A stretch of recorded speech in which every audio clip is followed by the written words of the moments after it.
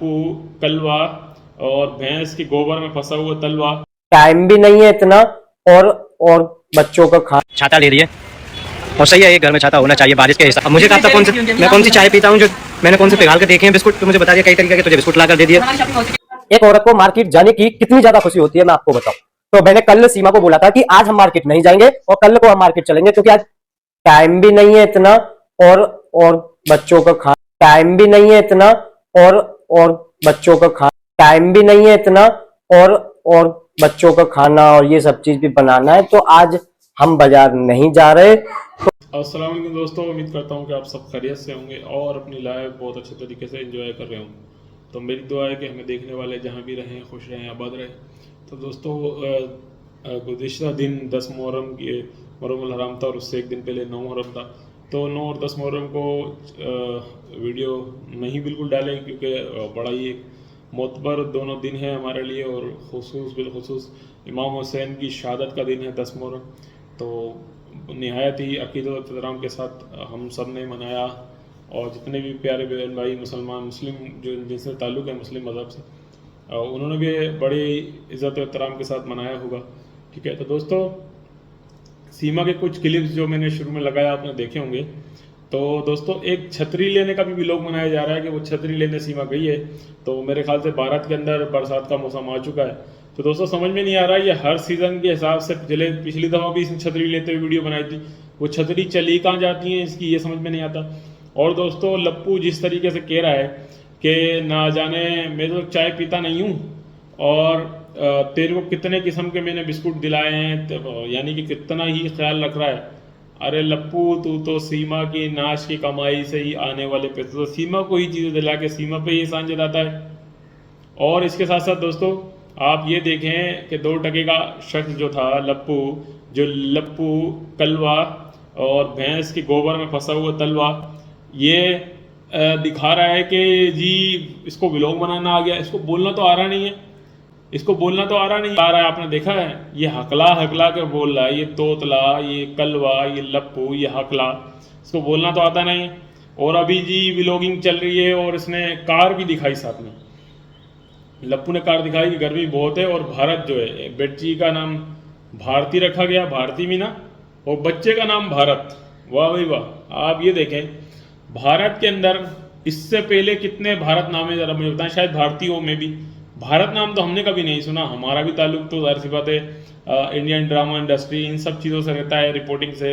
इससे पहले भी, आज की बात नहीं है, इससे पहले भी हम देखते आ रहे हैं। तो मुझे ये समझ में नहीं आता ये भारत नाम ही चुन के क्यों रखा गया है। दोस्तों, इसके पीछे भी एक सियासत नज़र आती है, ठीक है ना। उस मासूम बच्ची का जो भारती नाम रखा गया है वो भी एक सियासत है, और इस तरीके से इस मासूम बच्चे का नाम भी जो भारत रखा गया है ये भी एक सियासत है। यानी कि इनके सीमा हैदर को कोई भी जो मतलब भारत के अंदर जो भी जिम्मेदारान हैं, प्रधानमंत्री साहब हैं, वो भारतीय और भारत की वजह से, यानी कि इन बच्चों को भी कभी आगे पीछे नहीं करेंगे और इनकी माँ को भी कभी नहीं भेजेंगे। तो दोस्तों, हम तो चाहते भी नहीं है कि जो सीमा इधर पाकिस्तान आए, भारत सरकार इसको हमेशा के लिए रख ले, हम तो यही चाहते हैं।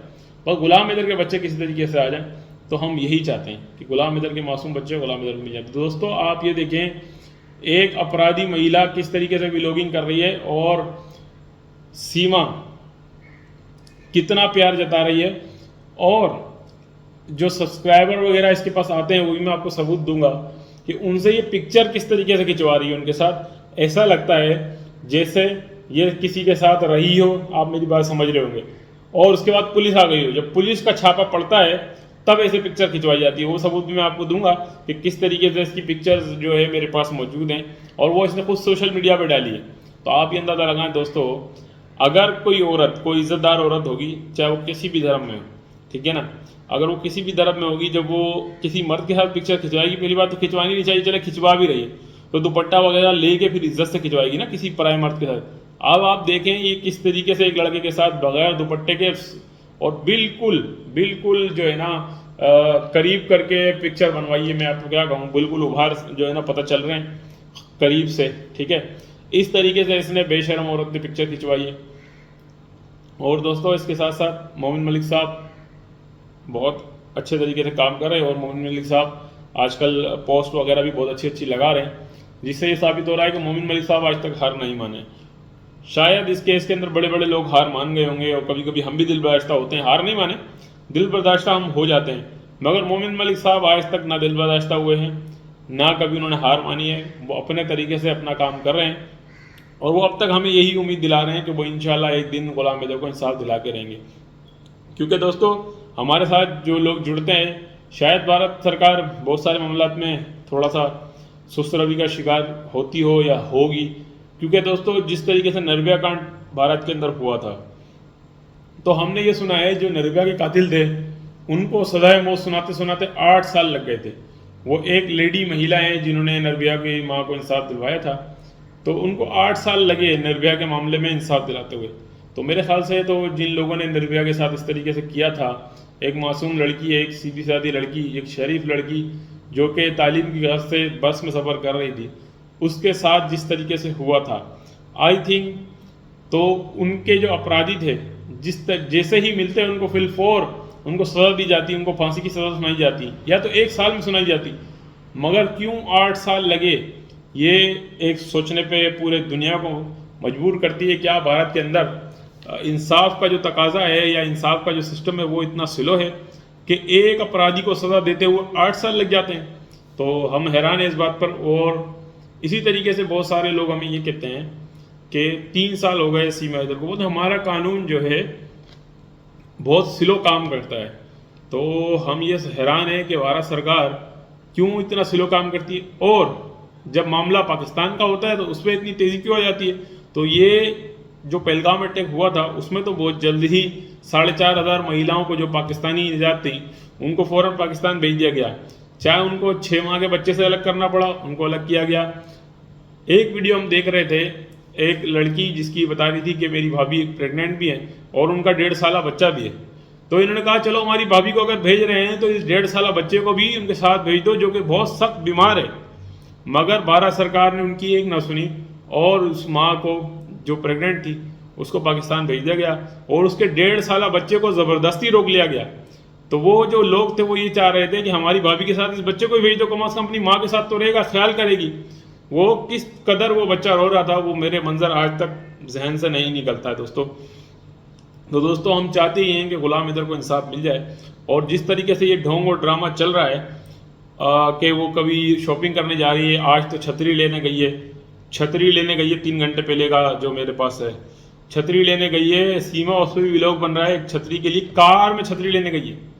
आप दोस्तों ये देखें, लेने गई एक छतरी और कुछ बिस्किट्स, मगर गए कार में, ऐसी चल रहा है। तो आप ये देखें कितनी तब्दीली आ चुकी है भारत के अंदर। कभी कभी हंसी भी आती है कि एक अपराधी महिला जिसने अपराध किया है, भारत के कानून की धज्जियां उड़ाई हैं, वो तसल्ली से छतरी ले रही है, व्लॉगिंग कर रही है, कार में घूम रही है, ऐसी चला रही है, भाई मज़े कर रही है। यार भारत के अंदर तो इलीगल मेरे ख्याल से जाकर और सिर्फ पाकिस्तान के खिलाफ बोलना होगा तो आई थिंक इतनी इज्जत, इतनी पजीराई मिल जाएगी। तो मेरे ख्याल से ऐसे तो फिर और भी बहुत सारे लोग भारत के अंदर बासानी आ जाएंगे कि सिर्फ और सिर्फ पाकिस्तान की बुराई करनी है और पाकिस्तान इंडिया के अंदर आराम से रिहाइश पजीर हो सकते हैं। तो दोस्तों हम चाहते हैं कि गुलाम हैदर को इंसाफ जल्द से जल्द मिल जाए और गुलाम हैदर के बच्चे गुलाम हैदर को मिल जाएं। और हम जब तक आवाज़ उठाते रहेंगे दोस्तों, ठीक है ना। हमारी कोशिश ये है कि अल्लाह करे कि गुलाम हैदर के बच्चे गुलाम हैदर को मिल जाएं जल्द से जल्द। हम भी इस केस में मज़ीद बात नहीं करना चाहते। जैसे लोग समझते हैं कि भाई इन्होंने तो दुकान खोली हुई है। दोस्तों देखें, आप में अगर बात ना करें तो शायद केस कहाँ है किधर नहीं ये तो हमें नहीं पता, मगर हमें चाहिए कि हम अपना फ़र्ज़ अदा करते रहें जब तक गुलाम हैदर के बच्चों को इंसाफ ना मिल जाए। या तो भारत सरकार खुद कोई फैसला ना सुना दे कि भाई या तो वो सीमा हैदर को 100% भारत में रखेगी या तो पाकिस्तान उसको भेजा जाएगा। जब तक हम आवाज़ उठाते रहेंगे।